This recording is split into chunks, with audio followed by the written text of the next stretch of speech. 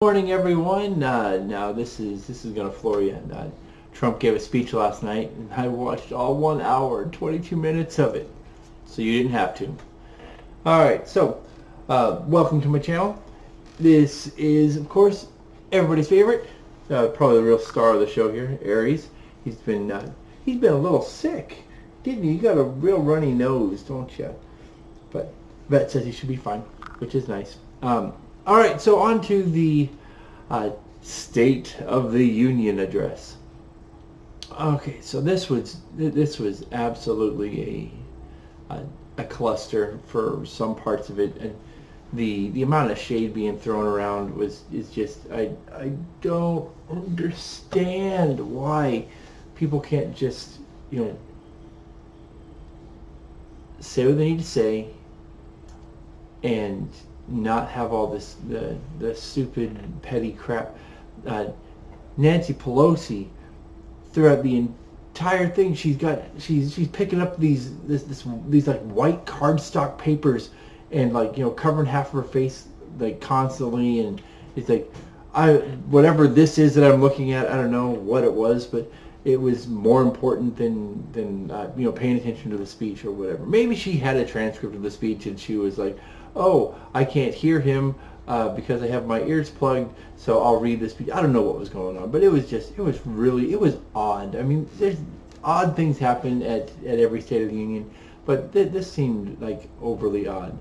Now, there were some things that were said by Trump that I'm gonna point out. I'm gonna quote Trump, and I'm gonna give you my take on it. Okay, so the first thing that really stood out to me is he said, quote, "If there is going to be peace and legislation, there cannot be war and investigation."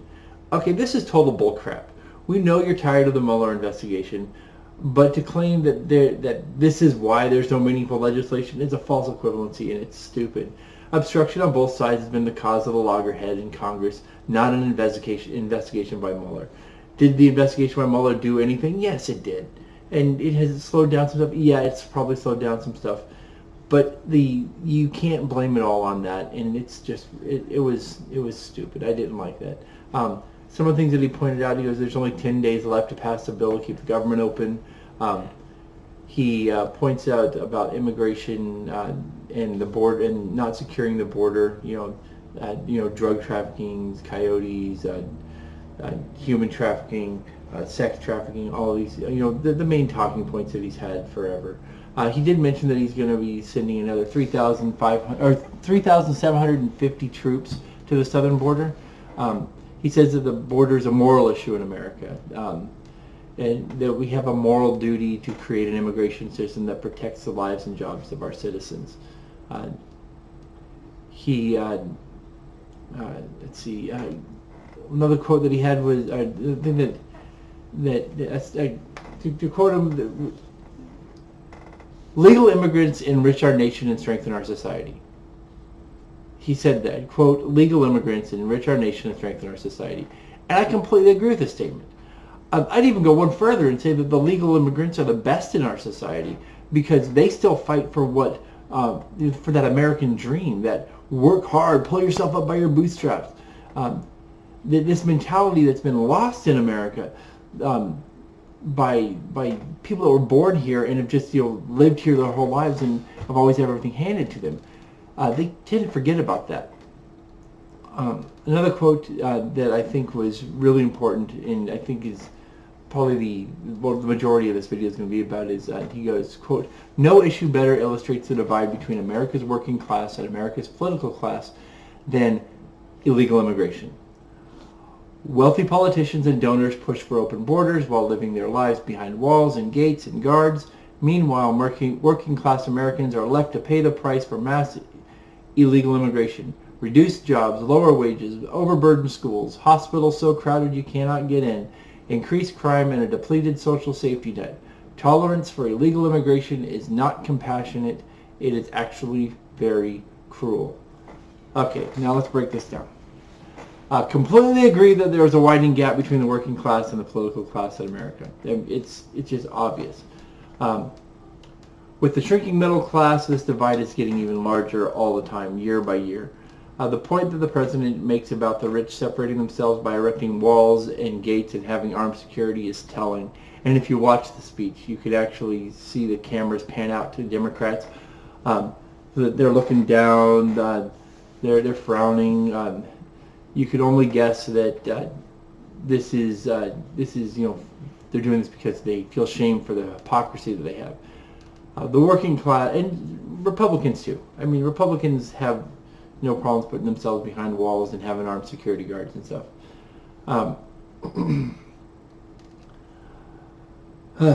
The working class pays for illegal immigration is a true statement, and it's a fallacy at the same time. While it's true that illegals take jobs that legal residents could do, the truth is that a lot of it's like in the farming industry or service work that people don't want to do, that is done by people is done by these illegal immigrants. Additionally, what hurts some workers, helps consumers. Immigrants lower the price of goods and services for everyone. That's because they provide that low-cost labor that allows companies to reduce the prices on consumer goods and products. This is why for a long time Republicans didn't want to work on immigration, even though Democrats did want to work on immigration, and now it's the other way around. The Republicans want to work on immigration, and Democrats don't want to touch it because they want to be able to have that win for their guy or their girl or their non-gender conformist elected official.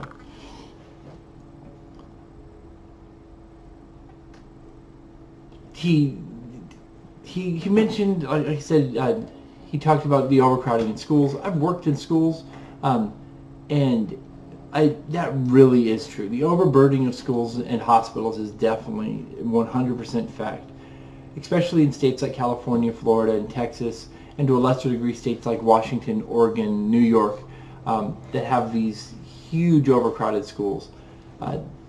But I could go on about overcrowding in schools for an entire video that was 16 hours long. It just so well just in that portion there. Tolerance of immigration being cruel. That point Trump makes is pretty weak, but it's applicable at the same time. He mentions that a porous border leads to people wanting to come up and cross, and saying that 1 in 3 girls that make the trip from Central and South America up to the United States, is sexually assaulted. That's possibly true. I've read reports that say that's true. I've read reports that says that it's not true. I've read reports that said that it's blown out of proportion, and I've also said reports that it's probably underreported. So I don't have the full truth on it. You have to talk to every single girl that made the crossing to be able to say if it's true or not. But that research hasn't been completed, and I don't think it ever would be. Trump, another quote from Trump says, "Where walls go up, illegal crossings go way, way down."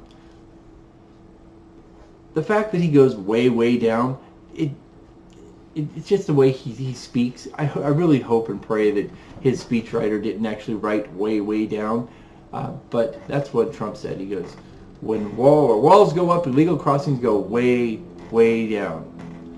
Okay, you can't argue this one. It's pretty self-explanatory. It's true. He then went on to talk about San Diego, El Paso, that had erected barriers, and how illegal crossings and crime rates had dropped in those areas, which is true. Which is a true statement, which of course the mainstream media hates to talk about it. In fact, a few weeks back, when there was that CNN fiasco where they wouldn't use the affiliates reporting on it in San Diego because it wasn't, it didn't fit their narrative. There's a bunch of videos out there on that. Tim Pool had a great one, and so did Sticks, Axe, and Hammer. So if you want to check those out, you look them up on YouTube. The rest of the speech was really a little interest. Once he got through the border wall and in asking for those things, it kind of fell off. He started talking about things like NATO paying its fair share and wanting to work towards trade agreements and what we're doing to combat the things that are happening in with China and our other trade partners. And it went on and on and on for way too long. I agree with him that Iran is radical in their call for the death to America and calling for Israel to be wiped off the map, and I'll completely agree with him on that. I disagree with Trump on all this trade war posturing. I don't think that we need to posture as much.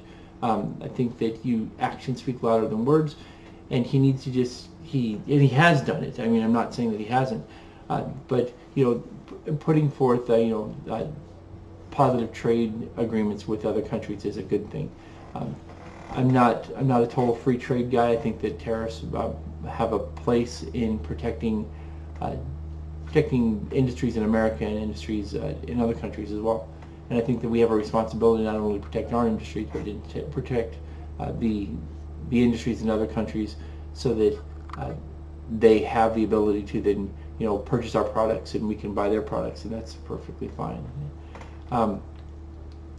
I absolutely loved when he was talking about the Holocaust survivors. There was this man named Judah. He mentioned that it was his birthday, and the entire Congress sang him happy birthday. Was kind of funny, and it was actually pretty cool. Then Trump throwing a little bit of shade, going, Congress never do that for me. But that was pretty good. I really like the acknowledgement that for those that came before to make the country what it is, not only just veterans, but other people that served in government, and people that had sacrificed and moved towards helping move forward the civil rights, women's suffrage, those types of things, how they shaped the Union as it sits today. And I think that's really important for us to always look back and understand that where we are today didn't just happen. It wasn't, everything we did before was bad and now we do it right. That's just complete crap.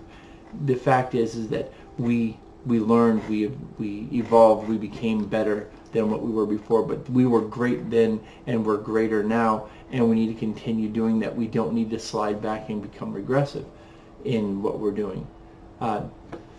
But that's about all I got on the State of the Union, so I'm out of here. Don't forget to like, follow, share this video, subscribe. Follow me on my social media on Twitter and Minds. The links are in the description down below. So we will catch you guys all on the flip side. I think I'll have another video this afternoon. I'm going to look at the Democratic response, which wasn't really a response to the speech, but we'll get into that in another video.